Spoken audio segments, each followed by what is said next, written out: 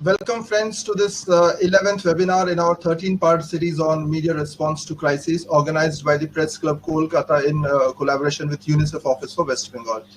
And it's such a happy coincidence that this 11th webinar in the series is following on the National Youth Day, the birth anniversary of Swami Vivekananda. So wishing you all a very happy National Youth Day.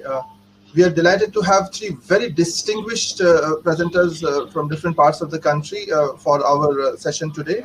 The session is on communicating climate change in developing societies, the Indian challenge. And we've been having this webinar series on 4 major topics, and climate change is one of them. And the next 2 webinars will also be on climate change. We are delighted and extremely pleased to have Professor Joya Chakraborty, Professor and Head Department of Mass Communication and Journalism, Tezpur University with us. We're also extremely delighted to have Ms. Swati Bhattacharjee, the Senior Assistant Editor, Anand Bazar Potrika. She is a PhD, but she prefers not to call herself doctor, so we call her Ms. Swati Bhattacharjee. And we have one of the most well-known climate change communicators, if I can call him that, Mr. Joydeep Gupta of Third Pole. So thank you, panelists, for your valuable time, and we are looking forward to a very, very engaging discussion. On behalf of Press Club Kolkata, we once again welcome you and thank you for your participation, and our attendees who have who are attending from different parts of the country. It includes media educators, journalists, students, activists, and other people. So thank you once again for your participation, and I'm delighted to invite Ms. Sucharita Bardhan, the person who conceived this 13-part series and who is responsible for its implementation in the present structure. So I'm very pleased to invite Ms. Sucharita Bardhan, Communication Specialist, UNICEF Office for West Bengal, for her introductory address. Thank you, Dr. Umashankar Pandey. It is such a pleasure to be back at these webinar series, as we have now understood. This is the second in the 4-part webinar that we are having on climate change. And you can understand the importance that we have accorded to climate change for the reason that this kind of discussion needs more deliberation in the public domain. From UNICEF, of course, we have been doing our bit in terms of looking at climate change and seeing how children can also be made part of it as part of communities for action. But in Kolkata, sitting in a temperature which needs to switch on our fans, as we were discussing a while ago, in the month of January itself says that there's something else that is happening in the climate. Today's topic, communicating climate change in developing societies, the Indian challenge, is something that we would like to hear from our speakers about. We have discussed about environment, and we have spoken about climate change as being different topics, not necessarily they are similar. Yes, they're contained within environment, but we do want to accord climate change its due recognition or importance in discussing it, not only in media, but also among other stakeholders, to look at preparedness for it, not only looking at a response mechanism. We have Professor Joya Chakraborty, whom I am very much personally indebted to for starting or initiating the journey on development journalism way back in my days in Assam when I was working with UNICEF, and she was working as a professor, associate professor in Tezpur University. The space that she put in trying to take this entire journey forward will be remembered, I think, in media education, as USP accords the same to me. We have with us Swati Bhattacharjee, whom I'm very much looking forward to hear, because we've all known Swati in the media circles in Kolkata. I don't think there is anybody who doesn't know her, and the development perspective that she brings to contemporary issues. She's also from Jadavpur University, my alumni as well, and I look forward very much to hear from her. She's the senior assistant editor at Anand Bazar Potrika, as we know. I am extremely eagerly looking forward to hear from Mr. Joydeep Gupta, who's the founder director of the Third Pole, and we have heard so much about him, not only from Snehashish Da, Snehashi Shur, the president of the press club, who has excused himself today because he had to be elsewhere. And we're also looking forward to hear from Mr. Joydeep Gupta, because there are so many nuances in the entire topic that we as common persons don't really understand well enough. And we need experts like him to probably take us forward in the journey, not only in development journalism, but on the issue and topic, and see how much media, both media educators, media professionals, and development persons working in and with media can also come together to work on the issue. Without much ado, as usual, we would like to go straight to the discussions, and I hand you over to Dr. Pandey for the same. Thank you. Thank you, Ms. Bardhan, for your address. We're delighted to invite Professor Dr. Joya Chakraborty, Professor and Head Department of Mass Communication and Journalism, Tezpur University, for the first address today. She is a renowned ICT for development specialist, and her areas of specialization includes information and knowledge societies, sociology of communication technology and media, gender and ICT, communication for social change, children and media participation, community media, performative traditions in India as ritualistic communication. Her PhD was on information and communication technologies for development, a case study of community information centers in Assam and Nagaland. And she's been involved with a number of research projects and a number of publications. She was awarded the ICSSR Doctoral Fellowship for a period of 3 years in 2006. She's a life member of the Indian Association for Women's Studies, and she's involved with the Asian Journal of Communication and Sage Online as well. She's a project director for ICSSR major research project called Historical Continuity and Cultural Connotations of the Mask Traditions of Northeast India, which is an ongoing project. And as Sucharita mentioned, she's been involved with UNICEF projects as well. So she was the project coordinator for Advancing Communication for Development as a Strategy for Social Change in Assam, and many such projects. She's had a number of publications and a number of research scholars under her. So it's a huge CV for her, and I don't want to read out all of it. We all know the kind of work she's doing, so we would rather listen from her. Over to you, Professor Dr. Joya Chakraborty. Thank you, Dr. Uma Shankar Pandey and Sucharita, Madam Sucharita, for the elaborate introduction that you have given for me. I would want to begin by saying that when I was asked to talk about this topic, communicating climate change in developing societies, the Indian challenge, I immediately was actually encountering two challenges. One, as you would know from the nature of work that I do, that I'm not an expert on climate change. Some of my scholars are working on environmental communication, but I wouldn't claim myself having expertise on climate change. And so I was wondering, how do I approach this topic?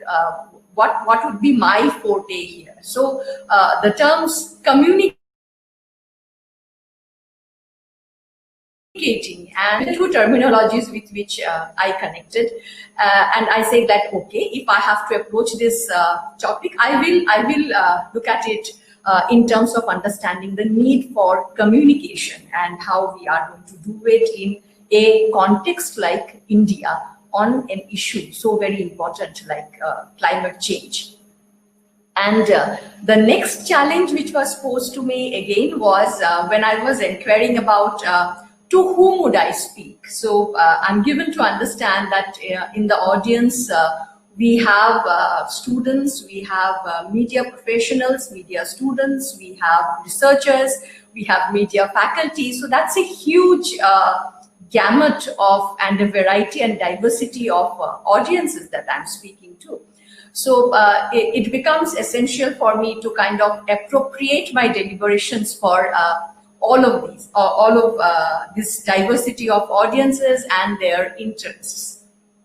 So based on that, I have attempted to take it forward, and hence I have taken a very simple structure in order to talk about the issue of communicating climate change, and a very basic structure with all of us is very familiar with. Whosoever is associated with media studies, journalism studies, are familiar with these 5 W's and 1H. We talk about it in our first class when we have students. So I kind of borrowed and went back to these questions, and through my presentation, I would want to answer them with regard to communicating on climate change within a developing society. So what is obviously about climate change, and I wouldn't deal with it much because I see there are other people who are so much more learned and understanding, so I wouldn't get into explaining what is climate change or defining climate change. I would leave it to the other speakers. And then coming to when, obviously it is now, because we understand the urgency of the issue or the problem of climate change. We understand that it is a commitment of all countries to contribute in their own way towards reduction of climate change, towards reduction of the emission percentage of greenhouse gas. So, and it is an immediate responsibility. It is probably already too late, and we are making our planet more and more unsafe every day. And all of us, as we are discussing, we are facing the challenges of climate change. So to understand when is obviously now. This is now or never. It's a challenge that our generation is facing today, and we have to do something in order to leave a better planet for our future generations. So I will come to where. And in where we are talking about a developing society like India, and why it is important for us. Because a developing society, which is in terms of its economic its economic status, is that we are economically underprivileged. That's one way of understanding the dichotomy of development, the problem of development, though not the only way of understanding. But then a society which is already economically stressed is going to face further stress with the coming of climate change, and hence it becomes important for us. Essentially, India, like a country like India or other developing countries, have contributed less in terms of the cumulative contribution towards climate change, because we are a late arriver to development. But yet, we cannot shy away from our responsibility, though we are a late arriver. But then after USA and China, in terms of annual emissions, we are the 3rd highest country. And we have to understand today that if poverty eradication is an emphasis area and economic development is an emphasis area for a country like India, we have to understand how to balance this economic challenge with the climate change challenge, because the problem is twofold. One is that the economic condition of our country constrains our full commitment towards controlling the emission of greenhouse gases in terms of consumption of energy, because it's important when 24% of the global population without electricity resides in India. So in terms of energy consumption, we are at a very precarious state. Hence, in order to give a commitment towards reduction of energy consumption is a stressful area for India. Yet, in terms of our population and the nature of emissions and the global political understandings and narratives where India needs to take up a stand, we cannot afford to kind of look away from the climate change commitment that we have in order of addressing the problem of climate change. So it's a tough situation for a country like India, where there is large-scale poverty, and we also understand that people who are already poor and who are already marginalized are going to be the worst sufferers of climate change. They are going to bear the brunt much more than people who are in the affluent pockets.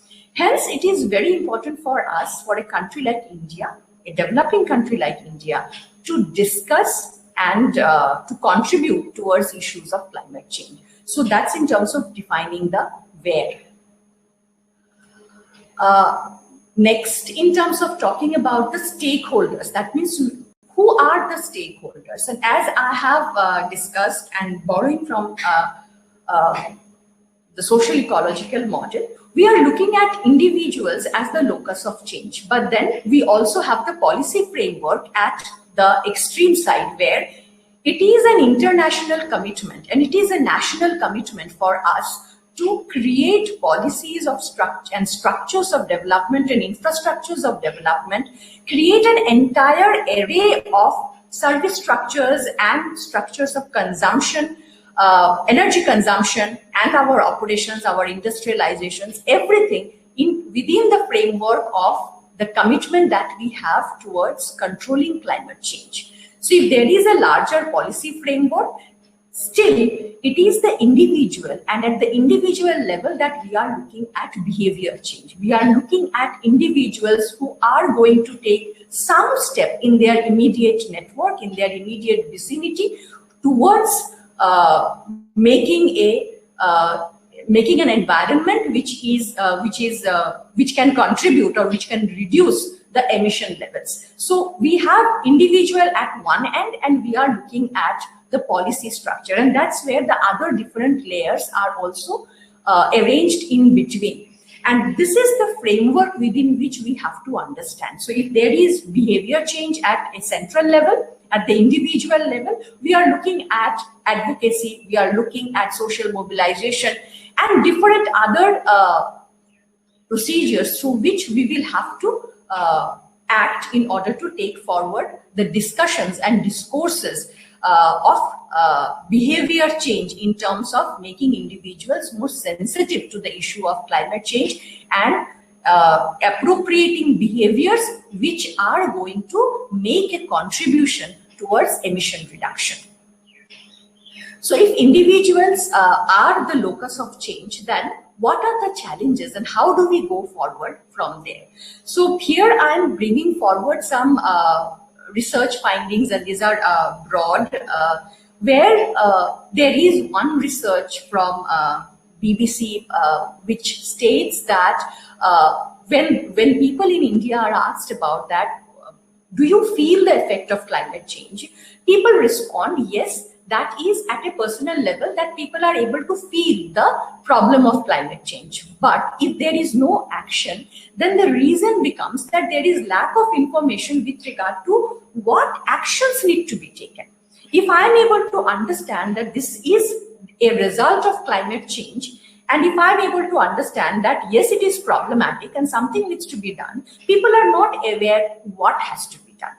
And also another issue is that if people are also understanding that yes, these are the steps, if there is some information with regard to the steps to be undertaken, then there is a lack of understanding with regards to the fact that whether an individual action is enough. Many a times this attitude is there that if I do, what is going to change? So this focus on the individual and the fact that every individual can bring about a change is something which is missing in terms of the discourses. Again, bringing in a little bit of a focus with regard to my presentation and what I'm going to talk about is the emphasis on children and youth as the worst affected. It is also again understood that children who are born in 2020 compared to children who were born in 2015 are going to have a much worse world for themselves.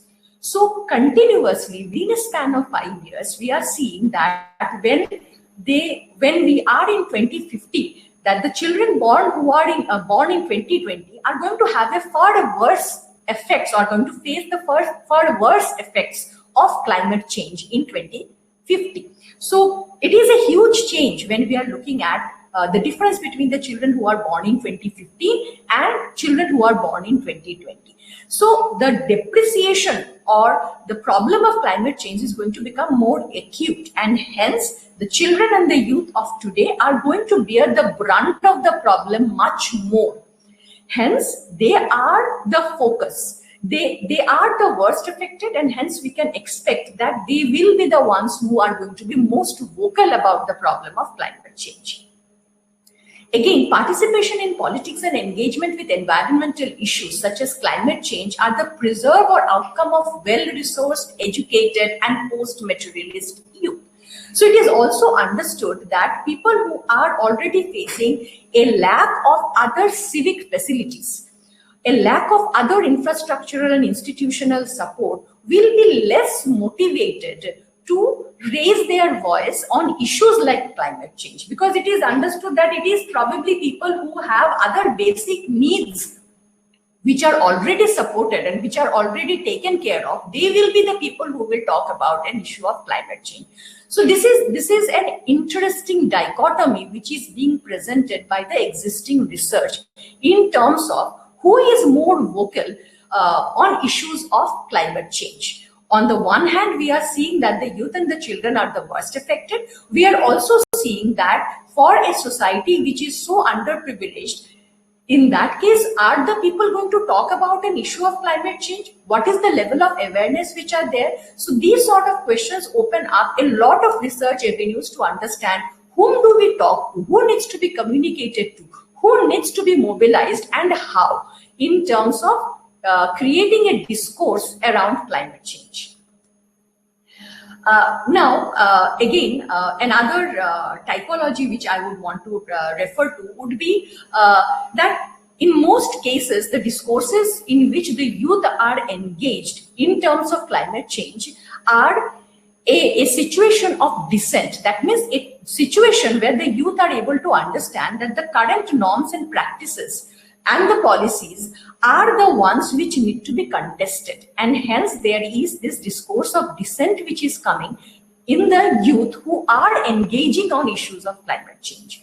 So research essentially qualifies a typology of this dissent in which the youth are engaged. So a typology which is brought about is in terms of a beautiful dissent, which is understood to be a reformist structure. That means where people believe that whatever changes are to be brought in have to happen within the confines of the present policy domain. So this is kind of some an understanding where we take into account the present policy structures, we take into account the present institutions which are there, understand the importance of these institutional structures and frameworks, and then we kind of take a reformist attitude towards creating a space for addressing the issue of climate change. The next typology of dissent in which the youth are involved is the disruptive dissent, or which is the oppositional dissent, which questions the existing structures and urges to modify them, to appropriate the issue of climate change, to address the issue of climate change, which questions the existing norms and tries to arrange them, rearrange them, and modify them in order to bring about a more just and climate sensitive world. And the last typology of dissent that we are observing is the dangerous dissent, or the propositional dissent, where it talks about kind of breaking out the entire institutional, or it questions the entire institutional policy framework which are existing, and talks about creating alternative structures which are not within the scope of the existing framework with which we are operating till now.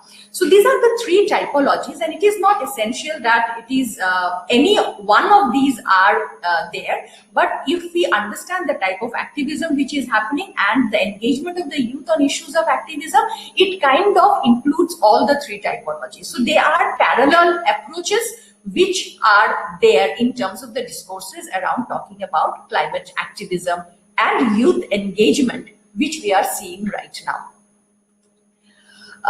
Now, let us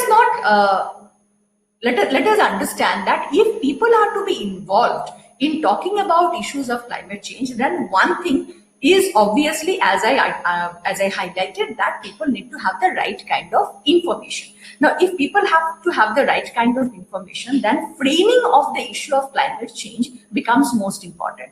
And here, when I'm talking about framing, I'm not just talking about the media framing. We understand the definition of media framing in terms of how media frames an issue, but I wouldn't want to limit it only to media framing, but as to in terms of popular discourses as well, and in terms of narratives that we see emerging around us, what should be the possible frames. So in that also we see multiple typologies where one is two broad categories are the equivalency frame and the emphasis frame. So in the emphasis frames, we are seeing that particular areas of climate change are being emphasized. That means we see that there is a specific message or a specific behavior change or a specific attitude change which gets highlighted, which is in terms of emphasizing something. And in equivalency frame, we are seeing somewhere certain propositional ideas, certain particular aspects are highlighted. If I have to give a distinction or if I have to give an example on that, would be that in emphasis, we are talking about specific, if I take an example from media, that you just do not use your car for one day. So we are talking about a specific area, we are telling about a particular behavior which is going to bring about a change. Please do not use your car for one day in a week. So that's sort of an emphasis that you reduce the emission through this specific behavior. When we are talking about equivalency frame, then if we are to say that, as for example, that we have been seeing these discourses where there are discourses where we see that climate change is something which has always been there. The world was much warmer earlier and it is going to be, it is only cooling down now. So that's a belief of scientists. So if I say that 97% of the scientists believe that global warming is an issue and it needs to be attended to, is one way of talking about the issue. But if I say 3% of the scientists believe that global warming need not be discussed and it is a natural process and human race cannot do anything about it, that is another way of. So statistically both are same, but then what I am showing as equivalent is different in both the cases. Another thing is that in terms of most of the news or most of the discourses that we have, we are talking more about the risks rather than the responsibilities. So that is another way of looking at it, that what needs to be emphasized, whether the risk or the responsibility. So again, research identifies that most of the discourses are on risk rather than on responsibility, and who has that responsibility. As I said, that there are multiple stakeholders who are involved. So what is the responsibility of each stakeholder in that, in terms of reducing the risk? And then another dichotomy in terms of the framing is looking out and looking in. That means most of the narratives right now are in terms of the international narratives, which is like looking out. That means we're talking about the global issues, the policy issues, what are the nations talking about, what USA is doing, what is the commitment of China. So that's about looking out, understanding the global issues and around climate change. And looking in is about the specific issues that which are happening in India. So again, research has now emphasized or brought, is trying to show that there has been a change in this trend between 2010 to 2017, where we have had a shift from looking out to looking in. That means now the emphasis is slowly shifting from the global discourses to the national discourses, like the specific steps which are being taken by the country, by individuals, different initiatives which are there. So a shift from looking out to looking in. So that's about the framing. Some statistics which talk about the emphasis areas, the dominant themes which are there in terms of coverage of climate change issues, where we see that the most amount of coverage goes to policies. That means the broad policy issues, and the lesser amount of emphasis is on climate change at a society level, cultural, as at an individual level. So this is sort of a structure of the themes which are there in terms of reporting climate change. Now, if that is so, and if you are talking about creating knowledge around climate change, so climate knowledge includes knowledge about climate systems and processes and about how humans affect climate, how climate change affects humans. So the interactions between climate and human, how do there is this connection between them. But then knowledge may be there, but we are talking about access. We are talking about action. And hence, what becomes more important here is the climate literacy. We understand that in India, there has been an emphasis in creating environmental consciousness and environmental discourses, and environmental education is part of a regular graduation curriculum. So there is also research which again highlights that emphasizing this sort of the balance between what people usually they themselves understand, which is local knowledge, tacit knowledge, which is there with people, and also the scientific evidence which is there, the balance in the mix. So usually it is understood that people have certain inherent knowledges, which is the knowledge that we gather as part of our growing up. And then there is scientific systematic knowledge which is there. So initially it is understood that local knowledge is at one level and the scientific knowledge is entirely separated from there. But there is again research evidence which says that scientific knowledge supports the local knowledge and hence creates better behavior change or better action in terms of climate sensitive activities that people can undertake, or behavior change which can happen at certain level. So the creation of knowledge, training and skill development is also an important factor. So what happens, these are, I'm not sure about how much time do I have, so I'll just be fast. So an environment literate person is a person who not only has the knowledge, but is able to initiate action. So it is not something that we are just thinking that we have knowledge, we have the attitude, but then to initiate action. So what is the mechanism by which we can make people to take active participation and to do activities at an individual level to bring about certain changes in terms of contributing towards reduction of the effects of climate change. So the outcomes of climate change education can be at multiple levels, as I identified from the social ecological model, that there is research again to emphasize that climate change education or climate literate individuals are able to bring about individual outcomes, community level outcomes, and direct environmental outcomes. So the emphasis on climate literate individuals, that systematic climate literacy can be introduced as part of a curriculum, and it does bring about changes at individual, at community level, where there is, we talk about collective efficacy, social capital, and collective action at a community level, individual behavior change, and also direct environmental outcomes. So that's where I wrap up my presentation. I have tried to trigger multiple thoughts and multiple research emphases, and my intention basically was to create or initiate a thinking process where researchers in communication studies can probably think about and address this topic and the challenges that communication as a discipline can bring forth towards understanding issues of climate change, and how young people, youth and children probably can engage with issues of climate change. Thank you. Thank you, Professor Dr. Joya Chakraborty, for such a well-researched presentation. And we're delighted to have a lot of feedback on this as well on the chat box. Thank you to all our attendees from all over the country.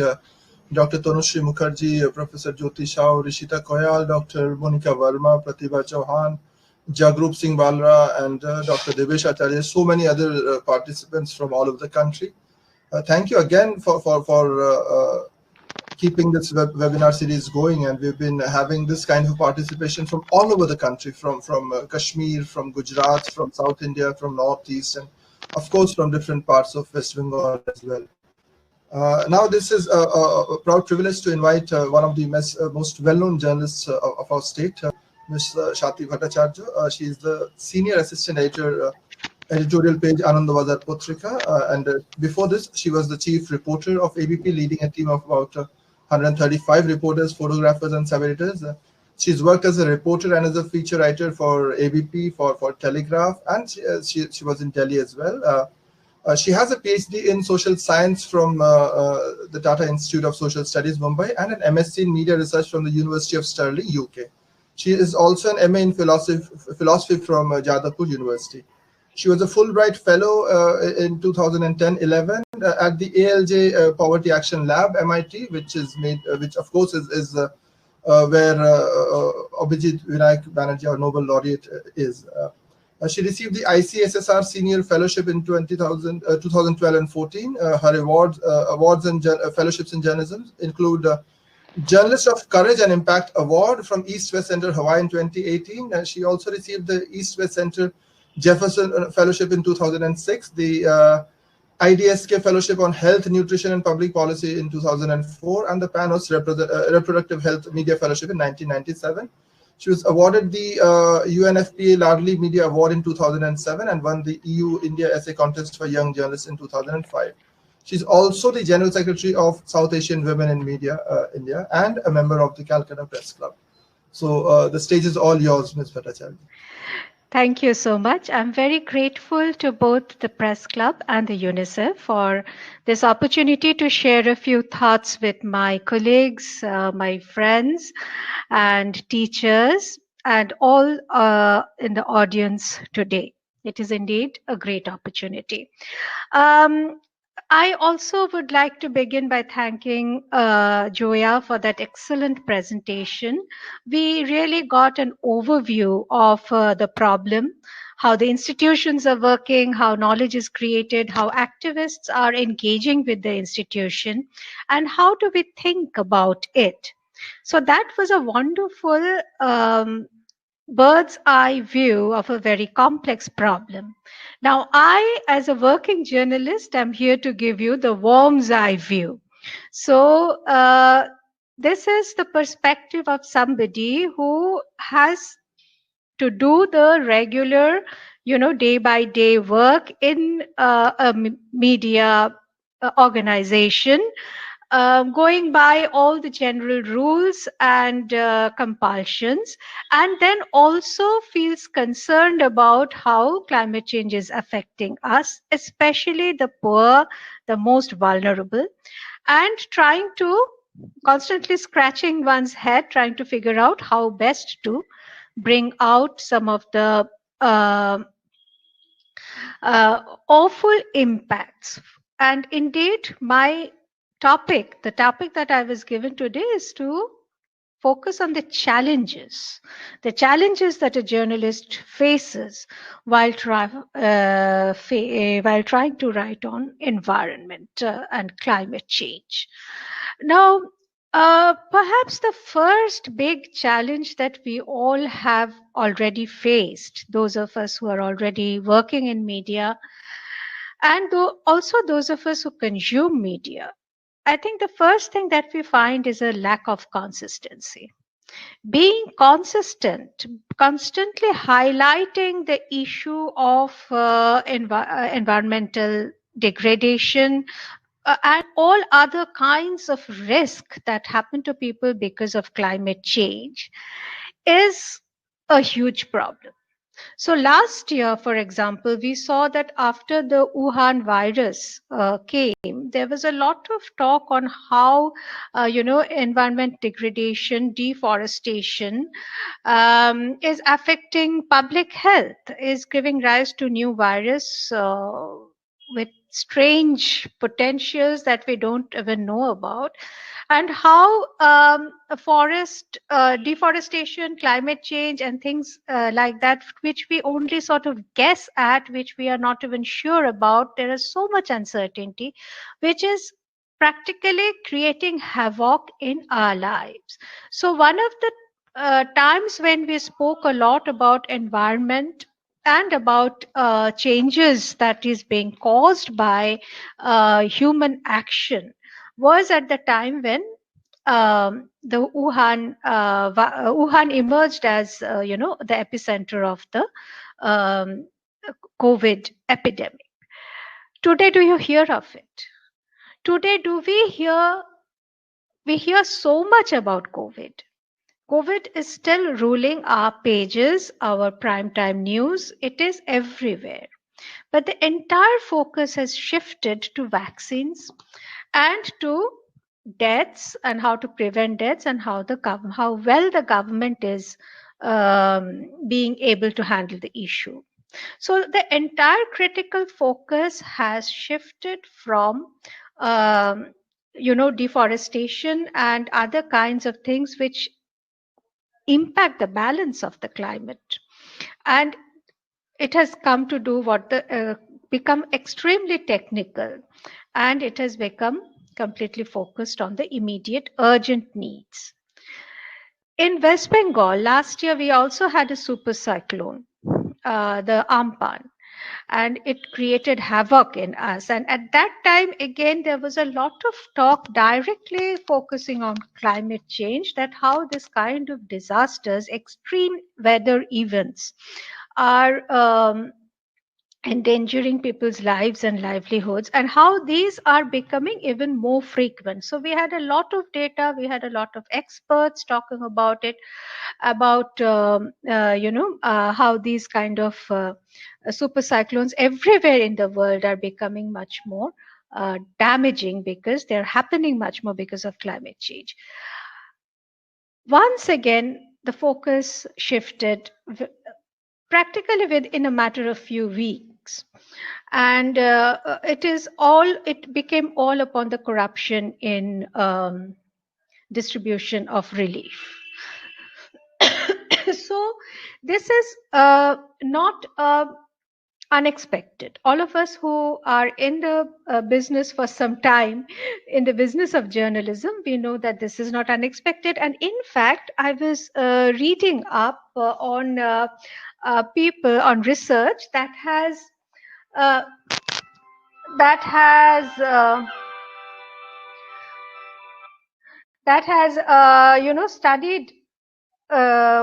studied the media content, or how media has covered events over the environment and climate change over the years.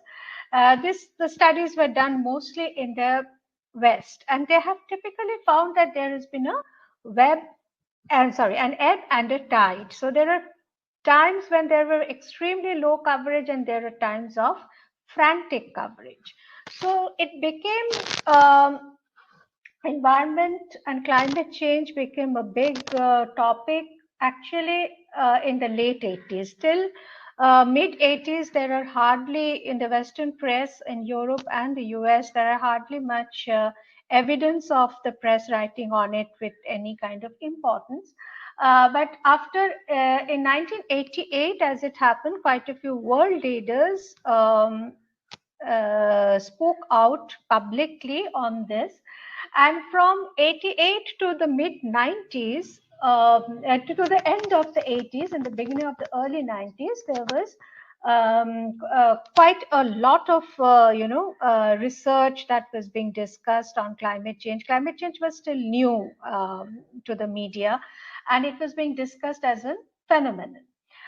Now, in the early 90s, as there was an economic downturn, and as the war with Iraq started, there was a sharp downturn. So up till 96, we hardly find, almost half a decade, there wasn't much. After the initial enthusiasm, there was practically nothing very important that was being written about in climate change. Then again,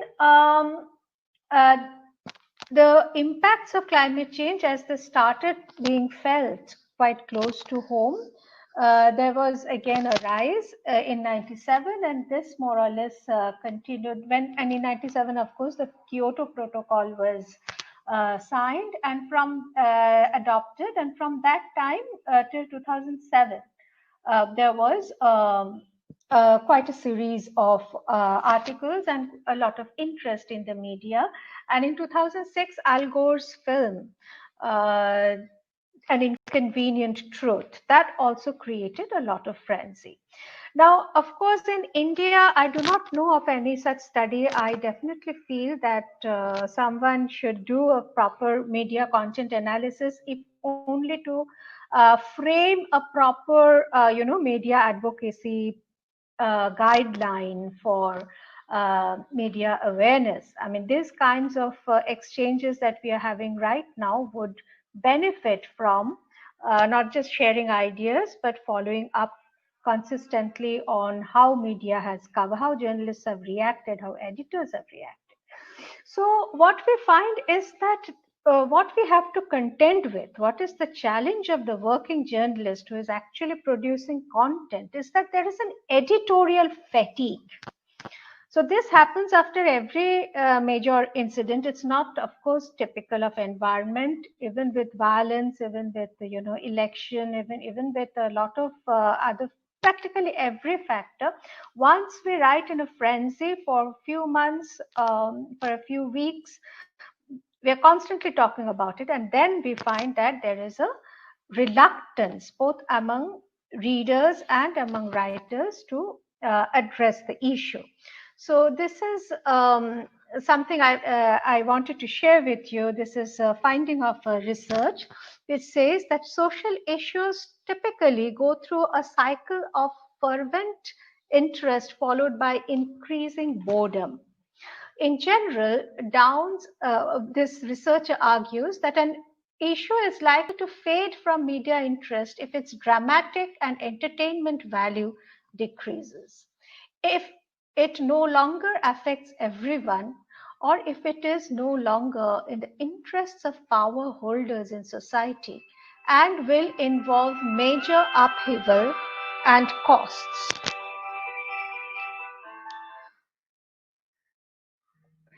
So this is something that we all have to contend with. There are shadows of two things here. One is what we are already talking about, consistency because of lack of interest, because of fatigue. And the second is censorship. I will come to censorship in a moment. But the kind of the way in which we are dealing with the agriculture crisis right now, the way we are thinking and writing about the farmers' agitation in Delhi, which is practically the biggest news. This is, I think, a very revealing story of how media ignores to frame a story in terms of environment and sustainability of livelihood in terms of environment and brings in other factors almost exclusively. So we all know that environment, availability of groundwater, availability of and having clean air to breathe, these are some of the most important things. And if we burn stubble, or if we completely exhaust our supply of groundwater through excessive irrigation, then this will affect, of course, warm up the climate and affect environment extremely badly. But even at a time when we are writing so much about an issue which is actually suffering so much from these two problems, both these people, the farmers and people around them, we have hardly talked about this. We are almost exclusively writing on the agenda that the farmers have set up for themselves. And I see that, which is, of course, and always farmers' demands naturally have to do with the things with which they are most concerned, which is getting the right price, the minimum support price from government, and getting their loans waived. So these have almost always dominated also the media coverage. And we have to really think, whereas the Center for Science and Environment, they have brought out an extremely good guideline on how the sustainability of agriculture and this whole question of profit, making profit, making agriculture pay for the livelihood. All of this, how much it depends on climate change and this and availability of the basic soil quality, water quality, all of this. So we are talking about agricultural laws, which is the main livelihood, without talking about things which can make this livelihood sustainable and profitable. And I think that media has failed to do that. And this is one of the major consistencies that we face today. Because we so much like the dramatic element, we sometimes highlight it almost to the exclusion of the structural, the basic, fundamental elements which should be framing issues of livelihood. So the way to counter the challenge, to face the challenge of inconsistency, I mean, it is our duty to ensure that the thing doesn't go out of news, that climate change stays as a concern all the while, because it is affecting millions and billions of people all the while, each of us in one way or the other. So for that, we need to look, constantly frame the questions of industry, of environment, of industry, of agriculture, of urban town planning, and of public health in terms of climate change. We cannot look at these issues in a piecemeal way. But the question, of course, is whether journalists are trained to integrate. Just as at one time we as a society gave a lot of effort into gender sensitization. Looking at any issue from the point of view of gender, which along with women now also means the third gender. We gave a lot of emphasis on sensitivity to the disabled people. So any urban planning now also has that perspective. So also all the economic and livelihood and health issues have to have an environment perspective. We as journalists need to be a very key actor in that. But till now, I do not see a very concerted and well planned effort to do that. So this is where I think there is a lack, and that is a major challenge for journalists and for people who are working closely with journalists. So right now, what the activists are doing is that they are, periodically publishing very good reports, which they then highlight in media, and we cling on to those reports on soil quality, on availability of water, on excessively long spells of drought, or frequency of super cyclones, so that we can write on issues. But the idea is to frame every issue in terms of climate change, to have that perspective. It's to wear the glasses while looking at anything, rather than climate is one of the things that you look at. It's not like that. Climate friends is not one of the things that you look at. It is the frame, it's a spectacles through which you look at everything. And we still haven't been able to make that transition. And one of the second challenge I'll only briefly mention, because we are all aware of it, it is the elephant in the room, which is censorship. Now, because some of the people who profit the most from loosening of environmental, relaxation of environmental norms are the big corporates, and also governments, sometimes their own projects, because they are still using fossil fuel. And industries who are doing oil exploration, or who are setting up, oil lines, or doing all kinds of all kinds of chemicals. Of course, people use all of those in industries. So last year when the Environment Impact Assessment Law was passed, we did not, was proposed, we did not find as much media discussion as we should have. And this is the problem underlying that of inadequate coverage, inadequate criticism is found in every country, which is that these are very powerful people and they actually control a lot of the money which goes into media. So there is a tendency of self-censorship within journalists that has been found again in all countries, that rather than jeopardizing their own economic stability, they just avoid issues which actually have to do a lot with environmental sustainability and with climate change.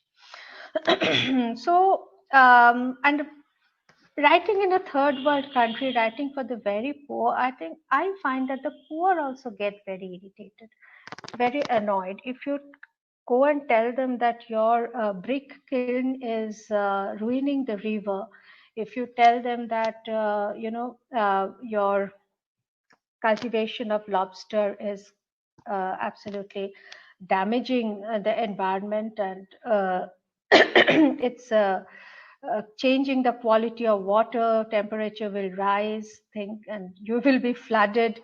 They are not willing to listen because for them the day-to-day sustenance is so hard, so difficult, that long-term impacts are not something that they're willing to listen to. So we have problems at both ends. The very poor who must earn their livelihood for the day, they cannot care enough for the environment. And on the other end, the corporates who are out to make billions, they also don't care to protect the environment. So how do we fight with these censorships? How do we fight with our tendency to self-censor? These are very important challenges. So as Joya was rightly pointing out, that we do have, we are in many ways, our lives, the quality of our lives is getting worse. Our children are probably inheriting a worse earth. We do need to talk about climate change. There's no question on that. The question is, how do we face the challenges of writing on environment and climate change? And really, there is no easy way. Thank you so much. Thank you, Ms. Bhattacharjee, for such a wonderful presentation, and in your own words, a warm's eye view of issues of climate change. And on behalf of the organizers, I would want to inform you and other participants as well that this is one of the webinars that we're having on climate change. The next one will be on the challenge for media educators, and the final one will be on storytelling and environmental communication. So a lot of issues that you spoke of will be addressed in terms of storytelling and in terms of getting communicators ready right at the college or the university level. So thank you again for such a wonderful presentation. And as you must be knowing, we'll be recording it and uploading it on our YouTube channel for researchers and scholars and everybody who wants to continue this conversation beyond. So I would request you to stay on, because we'll be having the question and answer just after the next presentation.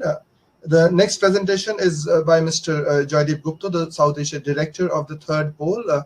He's the editor of India Climate Dialogue and India Coordinator of Internews Earth Journalism Network. He writes, commissions and edits articles on climate change, water, biodiversity, pollution and sustainable development. He also trains environmental journalists and teaches environmental journalism at the O.P. Jindal Global University. He won the Green Globe Award at the Delhi Sustainable Development Summit organized by the Energy and Resources Institute. He has reported earlier for Indo-Asian News Service, The Statesman, The Sunday Observer, and Sunday Mail. Mr. Gupta is the Vice President of the Forum of Environmental Journalists in India. He has a master's degree in environmental economics and environmental management from the University of York, UK, and he's edited books for university students on biodiversity loss and conservation and for school students on environmental studies. We are delighted to have you on the panel, sir. The stage is yours. Thank you very much, Dr. Pandey, and thanks a lot to UNICEF and to the previous panelists. They have made my work much simpler, so that because I can now skip over a lot of things that would otherwise be difficult. Right. Okay. Now I'm working on the basic assumption that most of us attending this webinar are working journalists, and as Ms. Bhattacharjee pointed out, they have problems. So, and they do not cover climate change as often as perhaps the climate change news merits, and there are reasons for that. So the basic question then becomes, why should we as journalists bother about climate change? I'm not going to go through this. All these slides will be available to everybody, so I'm not going to go through most of my slides, which are basically background reference material for working journalists. I'll just stop at a few slides where I think we can have some sort of a discussion. Now, all of you know this. Again, I'm going to run through this very, very quickly, and I just want you to remember a couple of numbers. That carbon dioxide is the big greenhouse gas, and electricity production, transportation, and industry account for 80% of all the carbon dioxide released into the atmosphere. So these are the big elephants in the room. There are other important greenhouse gases, of course, and you can get more information over here. I'm running very quickly. Now, what's happening here as a result of all this is that surface temperature is projected to rise all through this century. More heat waves, more extreme precipitation events, both snowfall and rainfall. The ocean will continue to warm and to acidify, and the mean sea level will continue to rise. And many of this will continue for centuries. Now, again, these are details that I do not wish to go through over here. It is there in this presentation for you to look at, and you can go through this at your leisure and use it for reference. And this is, as I said, it's meant mainly for working journalists. Projected changes to the ocean ecosystem. Please look at what's happening in the coasts around India.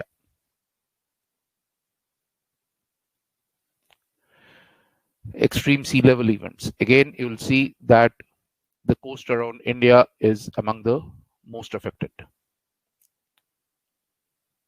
And for those who do not know, these are various scenarios of climate change increases. If the mean global temperature rises by so much, this is what is likely. If it rises by so much, this is what is likely. Again, background reference material for stories. On land, which is obviously of more immediate importance to most of us, covering daily events. Again, background material for you. Okay, I'll stop a moment here because this is from the last IPCC report, one of the latest IPCC reports on risks, specific risks to humans and ecosystems from changes in land-based processes.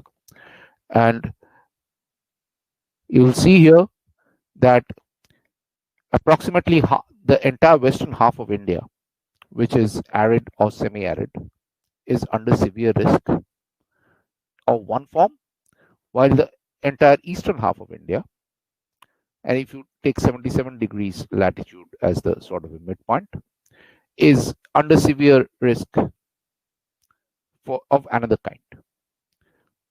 So we have this combination of droughts and floods, more droughts on one side and floods on the other, and in some cases droughts and floods in the same place. Different socioeconomic pathways also mean a lot of difference of how people are right now That also makes a lot of difference. And that also comes into all your stories. And these are the reasons for concern. These are the reasons for concern that we are talking about. That warm oceans, we are already, remember that we are already at 1.2 degrees Celsius mean global temperature above pre-industrial days. So what you see here in this gray band is 1.5, and what you see here is 2, and what is going to happen to all these. And what's happening in India? What's the DST telling us? Department of Science and Technology, Government of India.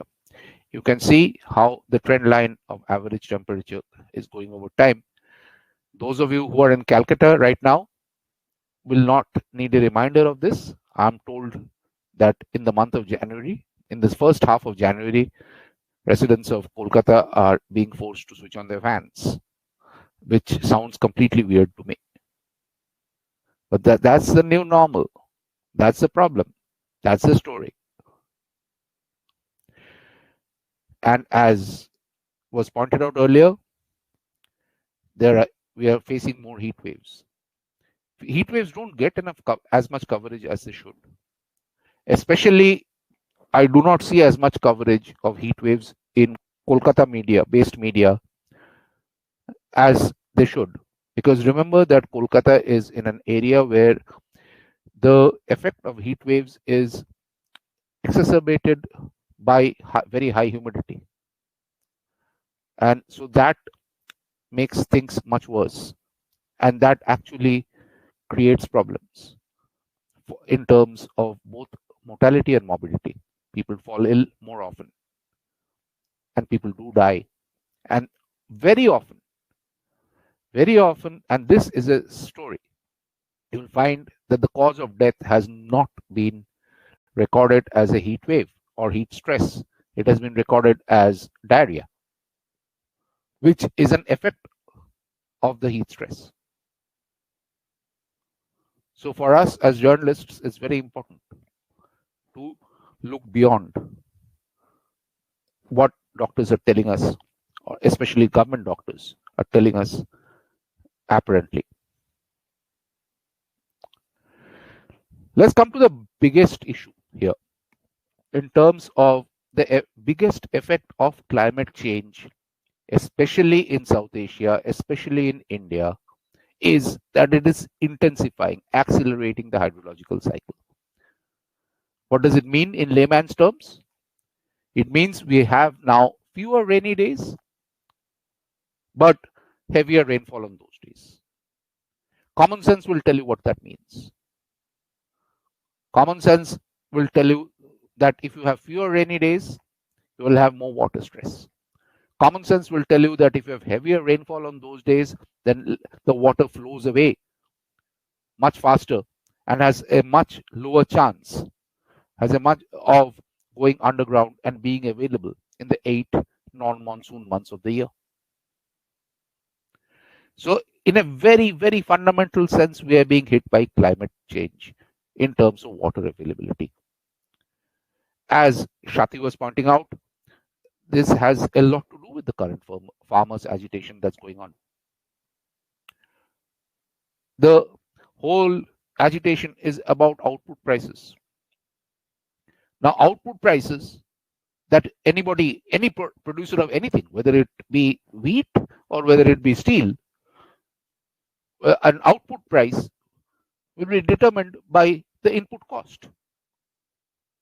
And the input cost for farmers in the upper part of the Ganga basin and the plains, the foothills of the Indus basin, has gone up very significantly because of this water issue. The input costs have gone up so much because of the water issue that right now, today, it's simply not worth being a farmer. There's no way of making money. Every time you plant anything, you're running at a loss. Why? because the input cost has gone up so much. That is why Professor M.S. Swaminathan, in his Swaminathan committee report, had written that the way MSP should be calculated is to look at the input costs and then multiplying by 1.5.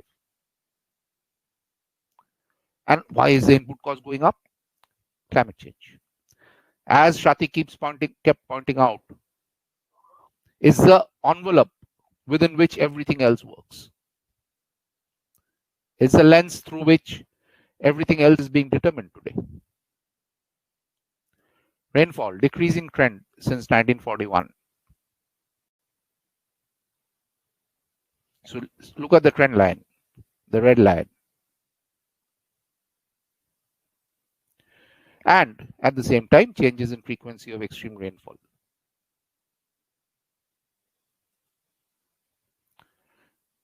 More of that. I've given you the source that you can use or quote. And this is the result. You'll see the number of floods that have gone up in the country. The entire Ganga Brahmaputra basin. Look at the number of how flood prone it has become. In 1950, we had 13 floods. In 2009, we had 97 floods.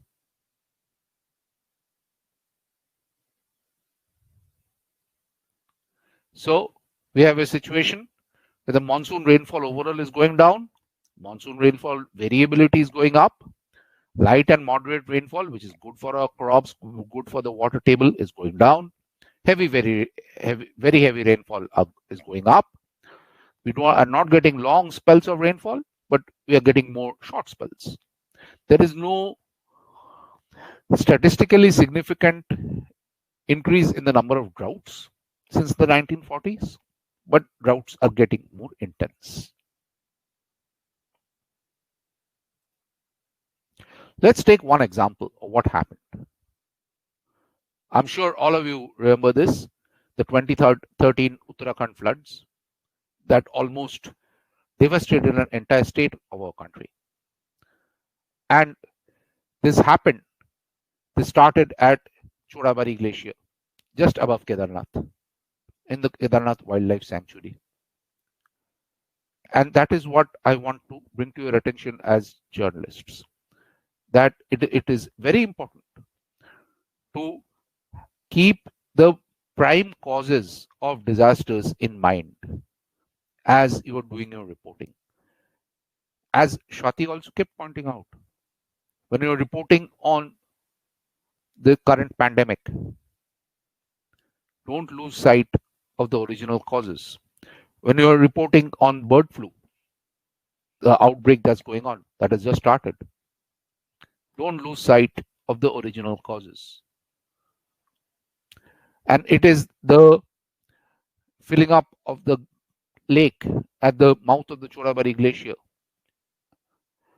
coupled with very heavy rainfall for about 48 hours, that started the sequence of events that led to the entire Uttarakhand fiasco in 2013.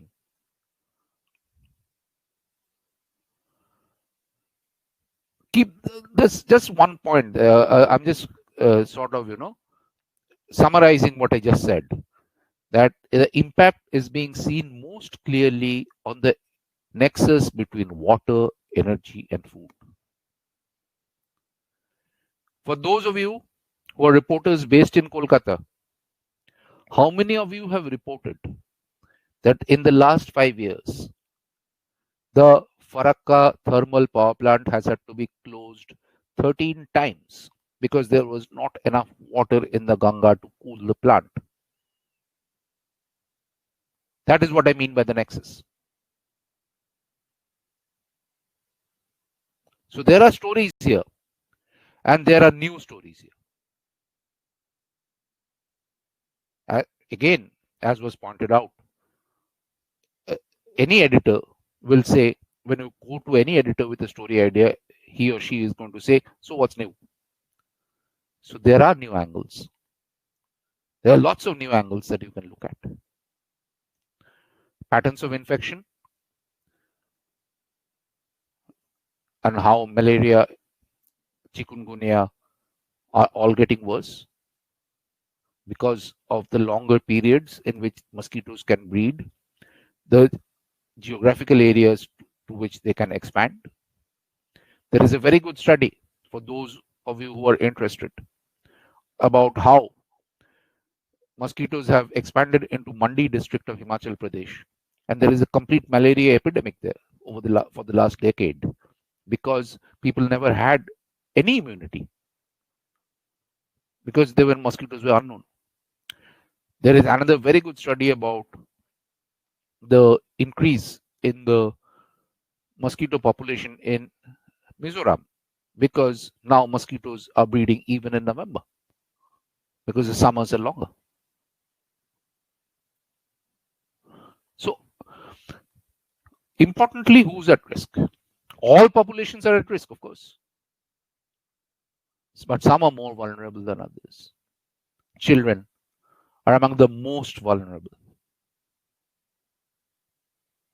Areas with weak health infrastructure will be the least able to cope. Now I'm coming to some paradoxes.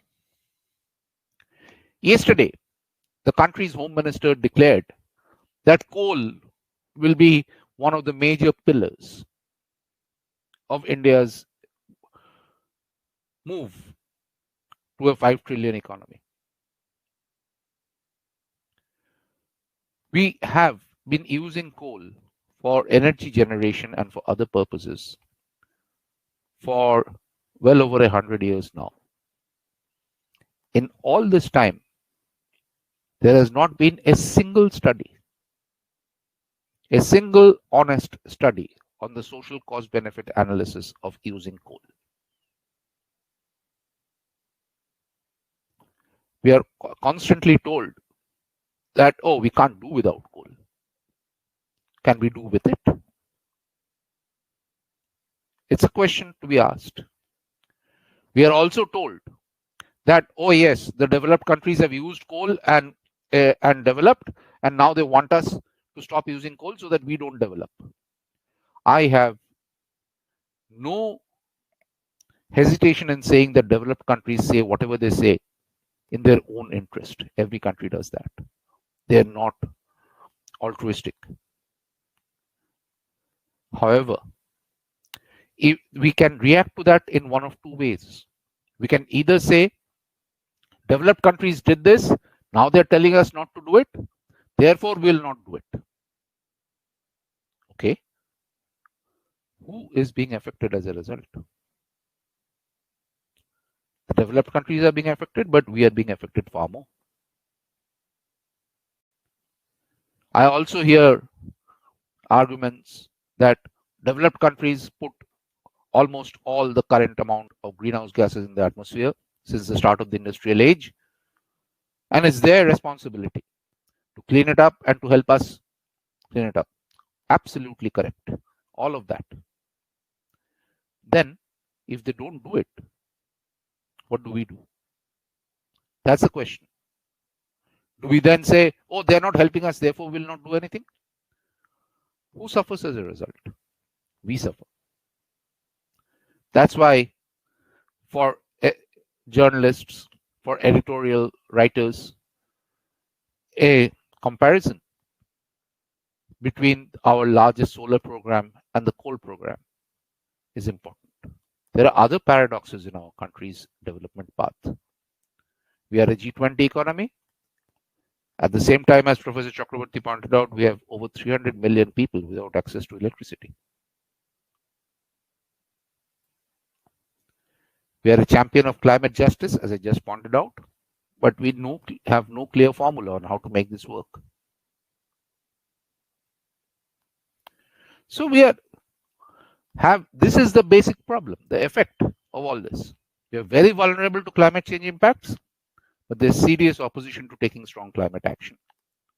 Various reasons, including the censorship issues that were pointed out earlier. Right.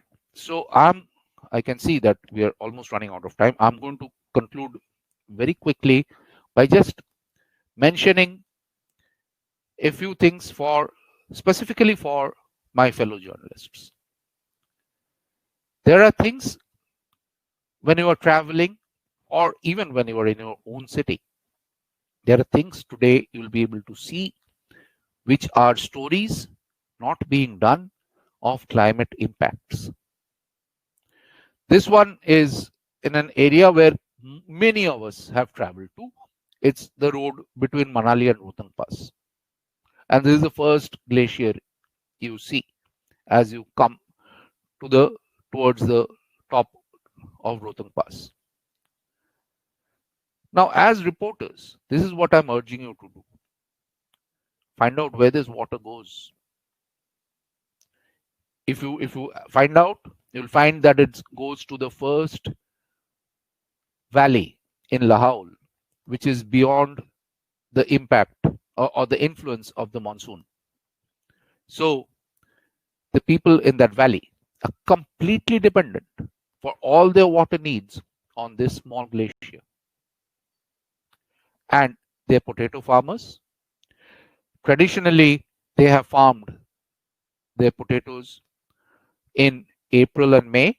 They plant their potatoes in April and May because it is in late March and early April that this glacier melts.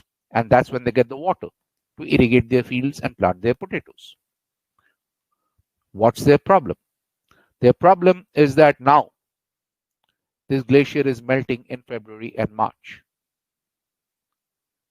At that time, the air temperature is still too low for the potato seeds to germinate.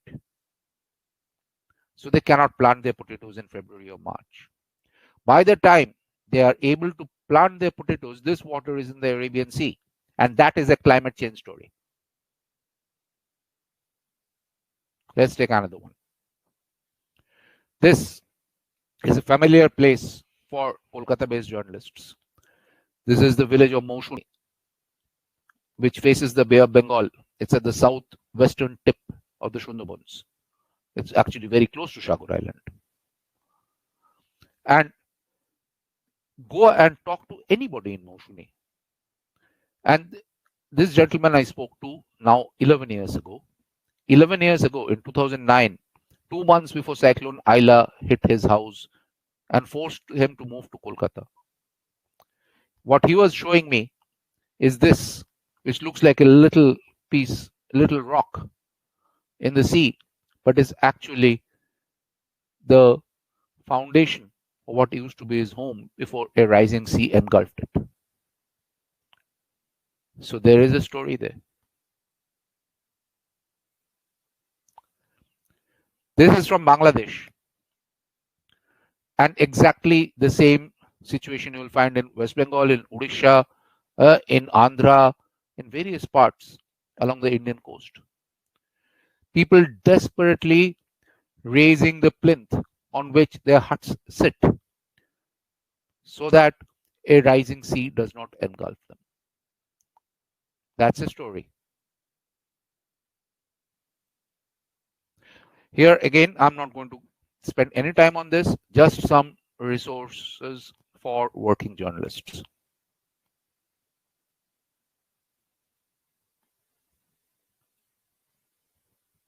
This one is good if you're trying to write about North Bengal or any place in the Himalayas. I think that's right. So, as Shati pointed out, and as I have said in the past here, is that quite rightly, if you keep trying to sell your stories as an environment story, there will be fatigue. But climate change is not just an environment story, it's a strongly political story. It's an energy story, migration story. Think about it. It's a business story, it's a security story, it's a national security story. And very, very, very importantly, it's a health story. That's where people really relate to it. When you show them how it's a health story. We have been running a whole series of reports on the effect of sea level rise and subsequent salinity of the water table along the Bay of Bengal coast in Bangladesh and India. And we find a very large increase in the number of skin infections, and there is an overall increase in blood pressure because people are drinking more salt, are ingesting more salt as they drink their water. And high blood pressure is bad enough for everybody. It's very bad for pregnant women. It can lead to preeclampsia, which can be fatal. That's where your story is. Health stories are going to be of great importance, and they will be read. You'll get a lot of reaction when you draw the connection between climate change and health. Thank you very much.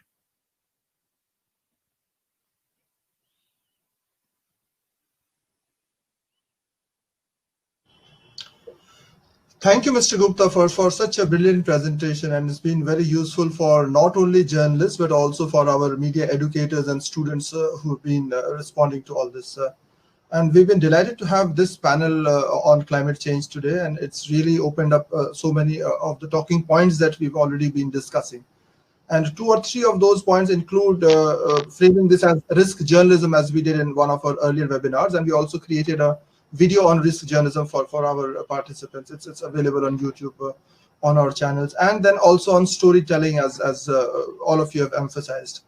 So there are all these issues that needs to be taken care of as we go on and carry on the discussion beyond this webinar series. So it's not just the webinar series that takes care of everything, and we'll come back to these panelists also for a national consultative exercise that we're doing for creating a development journalism curricula for our journalism students.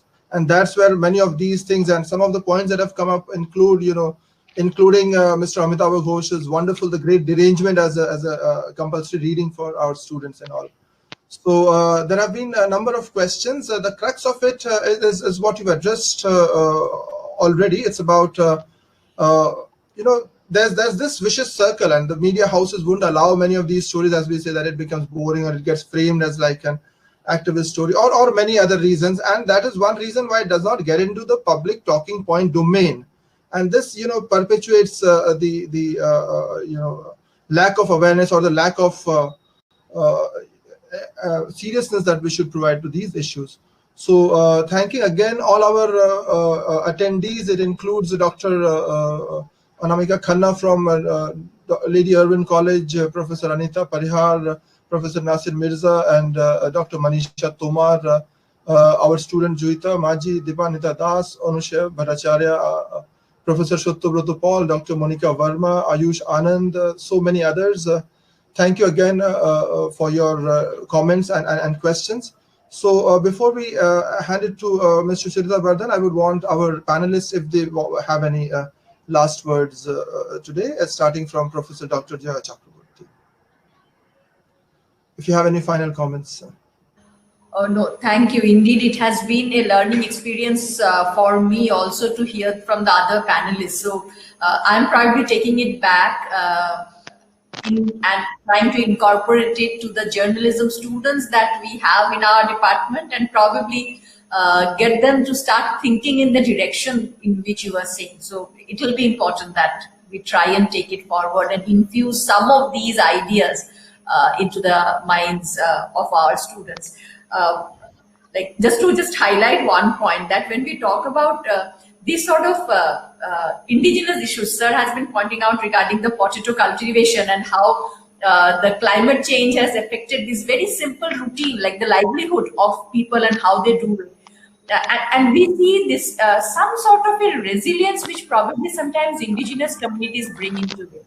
I will just talk about one thing from Assam. Like all of you must be aware that Assam is a flood-prone state, and it's a very regular affair in Assam. We talk about floods every year. Like nowadays, it has, like, due to climate change, we are seeing floods recurring twice in a year. That's absurd. We usually have it once in a year. Now we usually have it twice in a year as well. So we have these communities who are the missing communities who reside in Majuli, which is a island, a river island in Assam, and they build their houses on stilts. So we know that stilt houses are a hallmark of the missing communities of Assam. So that is something, a sort of an indigenous knowledge by which they have adapted to cope with the problem of floods. So on many occasions, within many indigenous communities, we see that over a period of time, probably some sort of a resilience and knowledge and technique. So how do you adapt to the environment around you, and how do you probably negotiate these issues? So obviously change, and a positive change is important, but these sort of things can also probably get highlighted about indigenous responses to issues of climate change. Because I connected it when you showed that picture of that person showing the foundation of his house in the water, and you talked about the potato cultivation. So just because it came to my mind. Thank you so much. Any concluding thoughts, Ms. Swati Bhattacharjee? Just to say that we should, I mean, there are also a lot of positive stories. Usually environment stories tend to get scary, but we should also, we can and we should write.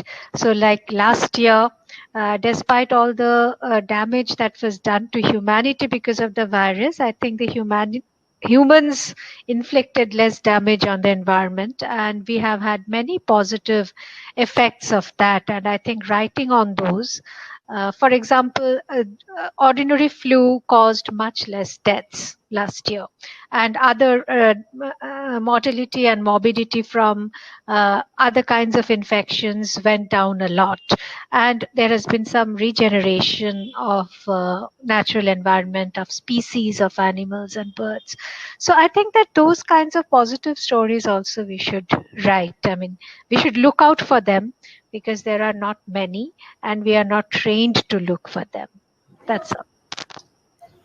Thank you so much. Thank you once again. I can see Mr. Joydeep Gupta has already put in two links on the chat box for our attendees, so you can have a look at that. Any concluding comments, Mr. Gupta? No, not really, except to once again underline my agreement with my fellow panelists. And this is important stuff to be done. This has to be done in a manner that is interesting, and importantly, it must be done in a manner that does not cross the line between journalism and activism. We have to keep remembering that we are journalists. We are not activists. So whatever we do needs to have news value. Thanks. Thank you so much. I mean, this is so very relevant, and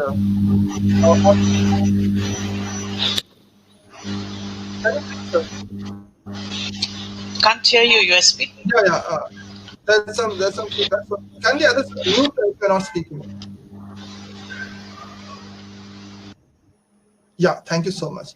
So on behalf of Press Club Kolkata, I again thank the UNICEF Office for West Bengal, and especially Ms. Sucharita Bardhan for conceiving this topic and having 4 different webinars on climate change.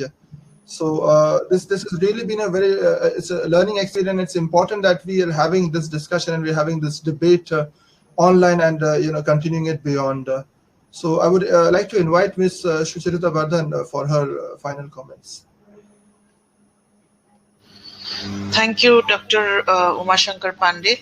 No final comments really. The purpose of having webinars as these is actually to learn, to create an opportunity for ourselves to learn a little more, as USP, whom we popularly, he's referred to as, has already mentioned that we have been looking at undertaking risk journalism as part of the development journalism series, and climate change is an important aspect in among them. And therefore, it is all the more important for us to first learn and understand the contemporary issues, the way it is panning out, the work that is being done, those that are not being done yet, and this creates an opportunity. I am just going to go home with a few particular action points for us, as I like to call it, because I think it is important for us to create onward journey. And in that, I'm grateful that Professor Joya Chakraborty mentioned about the socio-ecological model and trying to place the individual vis-a-vis the public domain and all the layers within, and looking at the individual outcomes. This is very relevant to us because we understand that as part of building climate resilience that you mentioned later on, and looking at how climate action or activities need to start from the individual. And we have been working with schools, in fact, to look at eco clubs, to look at various ways in which communities can be made part of in a very simple manner.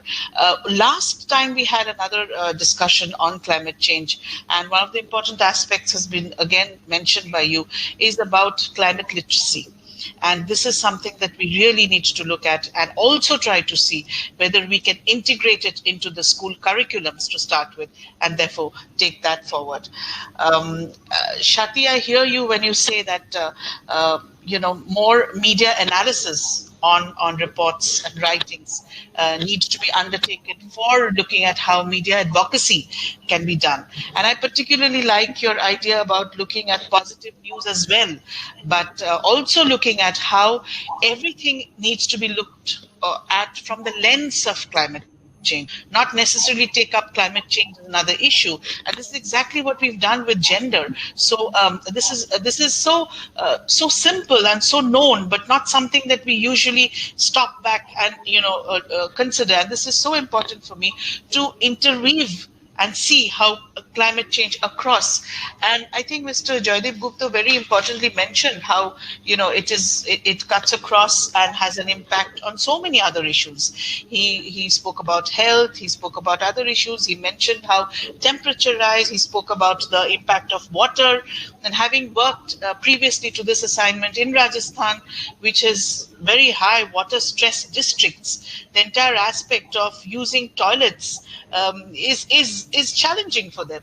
We provide toilets, but they don't have water, and leave alone safe potable drinking water as well. So I completely hear that, and I would like to repeat this example of having hailstorms in a desert. So you have a brown sand, undulated sand, and then you have big boulders of ice, something that people were not prepared for, and that has affected cultivation as well. So likewise, the Sundarbans is something that I've also been introduced to development work in the Sundarbans with Shri Tushar Kanjilal, and I completely see that picture as if I was standing in front of Master Mashai and he was showing me the land. We was in the middle, and I was aghast, and that is something that I have personally experienced, and I know what the bewilderment that I had, leave alone the people who live with it, and are facing embankment collapse every year, and sometimes I think twice in a year. Very important for us in USP, I think we need to also integrate these into our curriculum, and I take home action points that an environment story is not just an environment story. It is a political story, it is an energy story, a migration story. We've said that many times, but something that we need to internalize also as we look at looking at risk reporting and looking at the curriculum on risk reporting. This is something that we definitely need to inculcate and see how we can finalize it as we finalize the risk reporting lesson module. Thank you so much. It has been such a huge learning for me as well. And as I said, I'm very selfish because I think webinars as these bring us in touch with so many of you who are working on it regularly. And this is such a learning ground for us as well. Thank you. Over to Dr. Umashankar Pandey for doing the Thanksgiving and vote of thanks to the others. Over. So, on behalf of Press Club Kolkata, I'm extremely thankful to our panelists for taking their time out. We know they're extremely busy professionals, and it's so heartening to see the amount of effort that has gone onto the presentation and the clarity with which it has come out. And it's extremely it makes our effort worthwhile that our attendees from all over the country, they find it so useful. And we, as we said, we'll be putting it out on the YouTube within an hour's time, and the other discussions will also continue. And we've also shared 2 presentations. We did one on the art of storytelling and the other on risk journalism for our participants in the chat box. Thank you, Professor Dr. Joya Chakraborty, for your presentation. Thank you, Ms. Swati Bhattacharjee, for such a nice presentation. Thank you, Mr. Joydeep Gupta, for your presentation. I must thank 3 more people working behind the scenes. Our webinar coordinator, Ms. Shreya Dev, for all your hard work. Our IT coordinator, Mr. Devayan Bhaduri, and Ms. Sanjali Ganguly for your work. And our creative head, Mr. Bimalendu Shekhar Vajpayee. And of course, without the support of the UNICEF Office for West Bengal and Ms. Sucharita Vardhan in particular, this wouldn't have happened. So thank you for your support. On the chat box, we've already posted the feedback link for our participants, and on the submission of feedback link, you'll get an e-certificate. So make sure the names and the emails are written properly. We also invite the panelists and others to our next session, the 12th webinar in the 13-part series. That's on the climate change and the challenges for media educators. And we'll have 3 distinguished media educators from different parts of the country: Professor Sanjeev Bhanawat, Professor Dr. Anubhuti Yadav, and Professor Dr. Madhavi Reddy for a discussion on Friday, same place, same time. So would love to see you all back, and thank you again for all your support. So with this, we end today's session. Thank you, everyone.